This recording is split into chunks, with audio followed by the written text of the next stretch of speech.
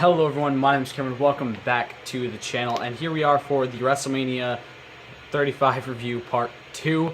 I also want to quickly mention from the last thing, there was a few things I forgot to mention. So Kofi and Seth had a winner-take-all match on Raw right after Mania that got interrupted by the Bar, leading to a match between the New Day and the Bar when the Bar interrupted the New Day celebration of Kofi's win. They had a 3-on-3 match. There was a tag match between Seth and Kofi versus the Bar on Raw that Seth and Kofi won, and then there was a match on SmackDown between the Bar with Drew McIntyre and the New Day. It was a very good match. If I remember correctly, the New Day ended up winning that. Drew kind of was gone for like a good portion of the match too. He kind of like left midway through it, which was really weird. So yeah. All right. On to match 11, the United States Championship match, Samoa Joe versus Rey Mysterio. Prediction was Mysterio for both me and Jesse. There's a backstage segment with with Michael Che and Colin Jost in the trainer's room with Scott Hall and Kevin Nash as the doctors. It was hilarious. Big kick in the face. Coquina clutch gets locked in. Rey passes out. Samoa Joe retains. Jesse 6-5. Me 5-6. 6 out of 10. It was a disappointing match in my opinion. It should have been a much better match. It should have gone longer. Maybe Rey should have won it because it was the one championship he hasn't won yet. I'm wondering if maybe this is going to set up for a future match between the two. My shirt looked inside out for a minute there. I wonder if it's going to lead to a future match between the two. Who knows? I guess we'll see. Samoa Joe did also have a segment on SmackDown where he kind of came out, interrupted R-Truth and Carmella, attacked Truth, threw him out of the ring. And then Braun Strowman came out and got in his face, and Joe put him in the coquina, but it didn't really work. He couldn't get him to tap out or pass out or anything like that. It was a really good segment. I liked it. So it seems like maybe Braun could be going for the U.S. title if he does go to SmackDown, because the Superstar Shakeup is this upcoming Raw and SmackDown. Next, we have match number 12, a men's singles match, Roman Reigns versus Drew McIntyre. Me and Jesse both predicted Roman Reigns. It's his first singles match since coming back from leukemia. We didn't really think he was going to lose. Proper Scottish entrance with bagpipes and drummers for Drew, which was really cool. I really enjoyed it. Lots of pyro for Roman because it's the big dog at WrestleMania. Of course, there's a lot of pyro. It's at around this point where I believe Michael Cole started losing his voice. It sounded like he was starting to lose his voice going into this match. But you really notice it in the last few matches. Roman takes control very quickly, misses a drive-by dropkick. Drew starts to take control again, but Roman gets slammed down from up top. Big boot sends Drew outside. A drive-by dropkick does get hit. Superman punch gets missed. Glasgow kiss, the headbutt he does. Roman hits a Superman punch right after, hits a spear, covers Drew. Roman wins. Jesse 7-5, me 6-6. 8 out of 10 for the match. It was a very good match. I think that Roman definitely deserved to win it, as it being his first match since coming back from, his first singles match since coming back from leukemia. I definitely think he deserved the win. Elias comes out finally. It took him long enough. I was expecting this way earlier in the night, but whatever. Plays some drums, the piano, and then the guitar in the middle of the ring. The drums and piano were up on the Titantron. Plays a song with the band made of himself. This leads to a joke in the upcoming thing in a minute. A really weird video plays beforehand. Shows an old video of the World Series between New York and Chicago, which kind of I think people could kind of see where this is going. I was making a joke that it was going to be CM Punk coming out, which would have been really cool, because Chicago, CM Punk. But no, the Doctor of Thugonomics, John Cena, comes out. Mind you, he's from Boston. Realize this. He's from Boston, Massachusetts, meaning his favorite team is the Boston Red Sox. He came out in a Yankees jersey. I feel like John Cena has done a lot of things in his career for this company. This may be the one that they had to pay him a lot of money for, because, really? You guys expect me to come out in a fucking Yankees jersey? You better be paying me a shit ton of money. But yeah, he came out in a Yankees jersey. Didn't seem like a lot of people... It's kind of the same thing with Matt Riddle when they did take over New York. A lot of people were cheering for the Dream more than they were cheering for the Yankees. For Matt Riddle, who was in Yankees attire, it seemed like a lot of people were booing John Cena when he came out. Nah, I'm just kidding. Everyone's cheering John Cena. He came out as the Doctor of Thugonomics. Anytime he comes out in that gimmick, people cheer. talk shit about his own movies, because yes, John, your movies are pretty terrible. Says without the guitar, the WWE for Elias stands for Wasted Wrestling Experiment. Pulls out a bag of pistachios and says, your face looks like my nuts except with a hairier bush. Oh god, they give him so much free reign for this shit. He even made a play with yourself joke, but I forgot to mention it, so I don't remember what exactly he said. Says he'll get no AA, but he will get an FU. And then Cole still calls it the AA because he's a douche. Like, fuck you, Cole. He said he'll get no AA, he'll get the FU. And you still called it the AA, you jackass. Alright, but that was a really cool segment. I was really happy to see the Doctor of Thugonomics. I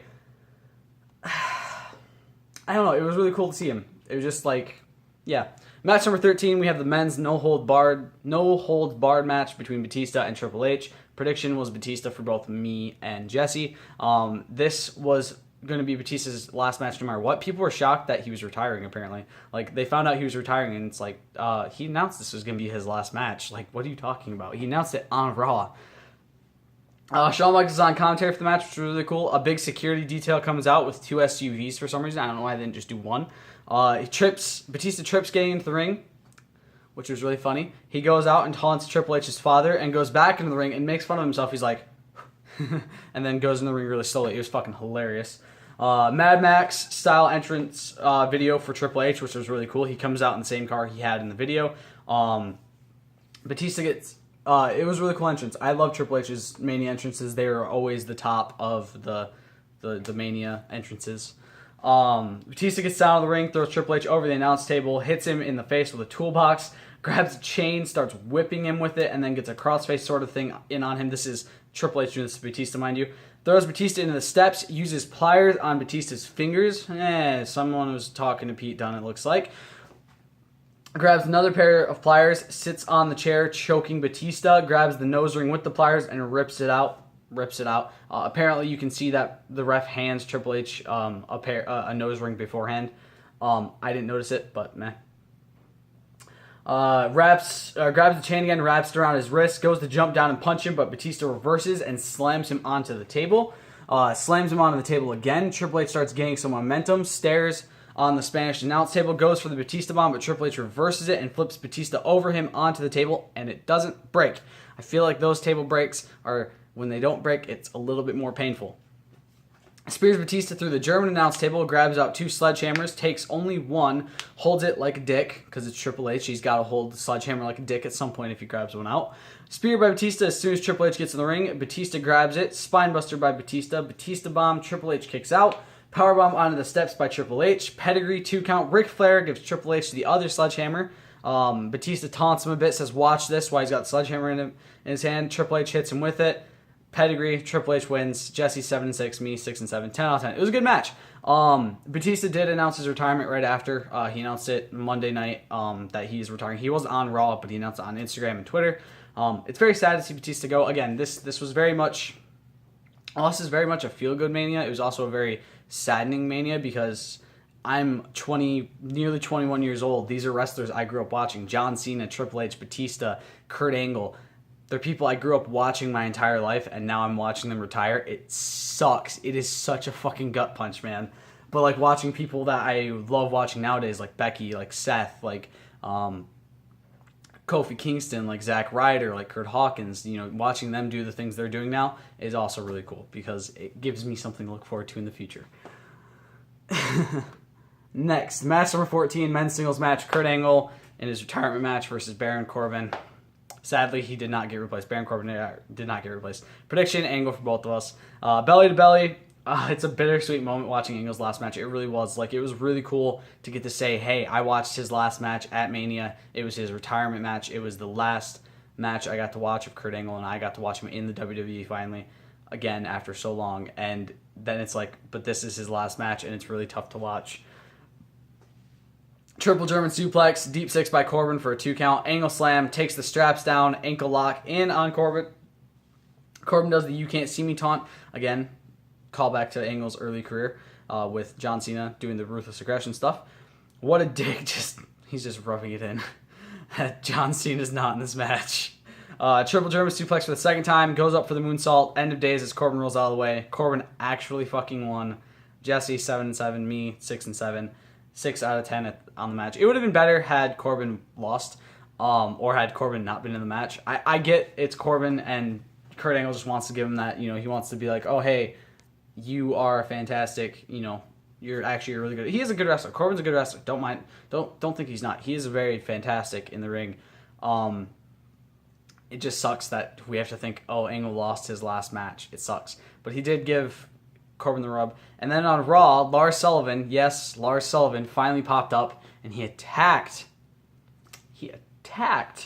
Kurt Angle, hit him with the freak accident and then the diving headbutt, and then left. It was really insane. It was cool to see Lars finally pop up. A lot of people were saying you suck to him. I'm like, guys, come on, stop. He might have another anxiety attack. Like, legitimately, I said it in a joking manner, but I'm serious. He could have legitimately had another anxiety attack because of that, which would have sucked, because Lars Sullivan is fantastic in the ring. And yes, I understand why people are saying you suck to him, and I think he kind of relishes in that fact. You know, he's like, yes, I'm glad you guys are saying, you know, he revels in that fact that people are saying he sucks, because he knows why they're saying it. He also popped up on SmackDown to attack the Hardy Boys after they won the SmackDown Live Tag Team Championships from the Usos, who retained it earlier in the night for Mania, which was really fucking insane. I did not expect him to pop up and attack them, but it was really cool nonetheless. I'm hoping Lars gets something big. Obviously, he doesn't have the exact amount of momentum as he would have had he not had the anxiety attacks a few months ago. Again, the plan was that he was going to be facing John Cena at Mania. He was going to be the guy that injured John Cena before the Rumble. I'm hoping that Lars gets something big. I'm hoping he still gets that big payday against John Cena, because I still kind of want to see that. You know, I still want to see John Cena versus Lars Sullivan. It sounds like a badass match. Hopefully with Cena losing. See, Cena's gotten wise in his old age. You know, he did call himself the Golden Shovel, by the way. He did say he was going to bury Elias during the Dr. Thugonomics thing earlier. But Cena's gotten better in his older age, I will say, where he's gotten a bit older and kind of realizes, okay, these younger guys, I can't just keep burying them. I gotta let them rise. He admitted to the thing with the Nexus being a failure because of how he decided to change the booking. I hope to God, if he does face Lars, he does not fuck him over. Lars deserves a big win against John Cena. Lars deserves to be being looked at as a dominant, badass, big fucking heel. I don't care what anybody thinks. Lars Sullivan's fantastic, both on the mic and in the ring. And I think if he does face John Cena needs to be counting the lights whether he wants to or not. All right, next, match number 15, we have the Intercontinental Championship match. We have Bobby Lashley with Lio Rush versus the Demon Finn Balor. Prediction was Balor for both me and Jesse. Very badass entrance by Balor. I've missed the Demon, if you guys haven't noticed. I really miss it. I want him to bring it out more on big occasions, at least. Again, I also want the thing of I want him to change his moveset a bit, you know? It'd be very, very nice if he changed his moveset a bit for the Demon, so that way there's like a different finish or something. From the beginning, Finn's in control, gets hit with a spinebuster for Bobby to turn the tides, though. Finn growls some more and scares Leo away. Lashley spears Finn off the apron through the ropes, hits another spear, powerbomb to Lashley. Coup de grace, Balor wins. Jesse 8-7, me 7-7, 10 out of 10. R-Truth and Carmella come out for a dance break, but they didn't come out the first time. They didn't come out at the right time. Basically, Alexa came out and said, I think it's time for a break. And then Carmella and Truth were supposed to come out, and then she did it again. I'm pretty sure that was the way it was supposed to be set up, but yeah. Balor had a match on Raw for the Intercontinental Championship. He had an Intercontinental Championship, like, open challenge sort of thing. I can't remember who he faced. Who the fuck did he face? Oh, God. I gotta look this up real quick, because I want to give you guys as much from the Raw and SmackDown after Mania as well that I can. So give me a quick second. That's right. Finn Balor beat a returning Sami Zayn, who also popped up at SmackDown during the main event and said, nah, you guys aren't worth it, and dropped the mic and walked away. He's bald now. He's very much critical of the WWE Universe. So yeah. Also, Elias came out, and he said, the next person to interrupt me is a dead man. And then the bell tolled. and The Undertaker came out and hit him. The Undertaker looks like he's in fantastic shape, by the way. So yeah, it was really cool to kind of see him come out. Everything else, and Bobby Lashley faced Dean Ambrose in what was Dean Ambrose's final WWE match. The Shield kind of closed the show, saying goodbye to everyone. Roman got booed. It was terrible. But that was after the show. That was after the show went off the air. And the final match, the Women's Championship winner takes all triple threat match. We have the Raw Women's Champion Ronda Rousey versus the SmackDown Women's Champion, doesn't deserve it, Charlotte Flair, and the man, Becky Lynch. Obviously, the prediction was Becky Lynch for both. Come on, guys. Charlotte comes out in a helicopter. Red carpet gets rolled out for her. Mike Rome starts... Wait, was it Mike Rome? Or is it Greg Hamilton? One of the two. Starts to announce, ladies and gentlemen, Charlotte Flair. I think it was Greg Hamilton. And then the mic cuts out because he was supposed to introduce Joan Jett. However, you showed Charlotte getting here in a helicopter for 10 fucking minutes and then getting a red carpet rolled out so she can enter the arena. What the fuck do you expect the guy to say? But yeah, he said that. Yeah, so Joan Jett comes out, plays her out. Everyone's entrances happen. Charlotte just watches as Ronda beats up Lynch. Piper's pit to Charlotte. Ronda sent into the post. Charlotte suplexes Ronda into the barricade. Becky starts taking control. Ronda takes both women down. Double powerbomb reversed into an armbar by Ronda. Ronda kicked down by Lynch. Charlotte in control of Becky. Becky reverses the moonsault into a disarm her. Charlotte knees Ronda in the face as she goes for the armbar. Double natural selection that was kind of missed on Ronda, and Ronda just kind of sold it still, which is kind of like, look, if you don't get hit by it, don't sell it, and then, fucking make something up on the fly. Charlotte throws Becky out of the ring, chops to Ronda, armbar locked in by Ronda. Charlotte gets slammed down by Becky.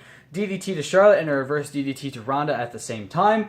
Uppercuts to Charlotte, Bexploder from the top rope for a 2 count. Crossbody by Ronda for a 2 on both at the same time.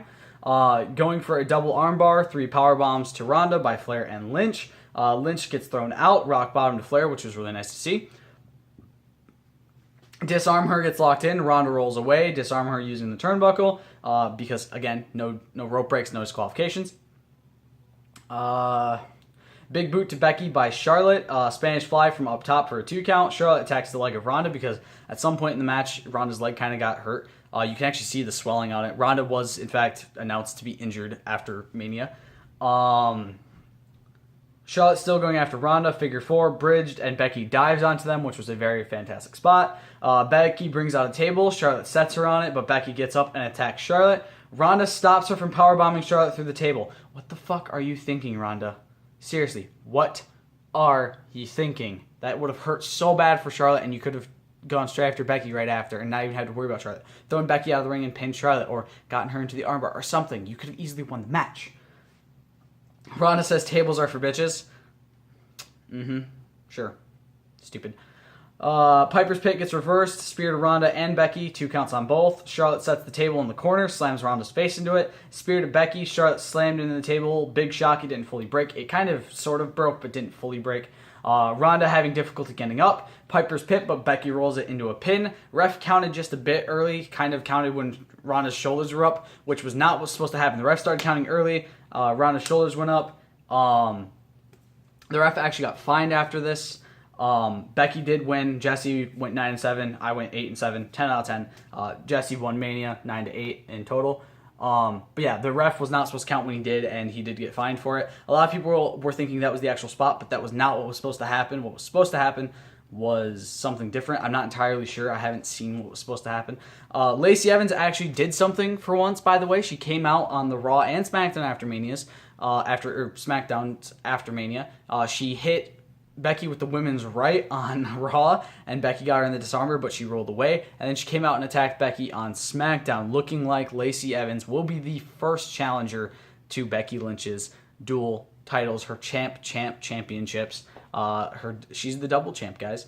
But yeah, that's what it's looking like. There was a lot of rumor that Lacey Evans would be facing Asuka at Mania, which I think a lot of people really wanted because Lacey Evans versus Asuka sounds like it's a big draw. And then Asuka lost the title to Charlotte. So I guess this is the best of both. This is the best way to go about it. The real question is, every time Becky has a match, will it be for both championships? Will it be for one or the other? What the hell are they doing with this? Because, again, the Fox deal is set to happen this year. So the real question is when that happens, will they still let Becky be a champ on both brands? Or is it going to be a situation where, you know what I mean, is it going to be a situation where she has to defend one or the other, or she gives one up, or something along those lines? But that's going to do it for the Mania review, the WrestleMania 35 review part 2. I hope you guys have enjoyed it. Let me know what you thought of Mania down in the comments below. I'm sorry it took so long. I didn't finish Mania until like Wednesday night. And even then, I didn't have a whole lot of time to record. So I'll see you guys in the next video. Stay golden. Peace.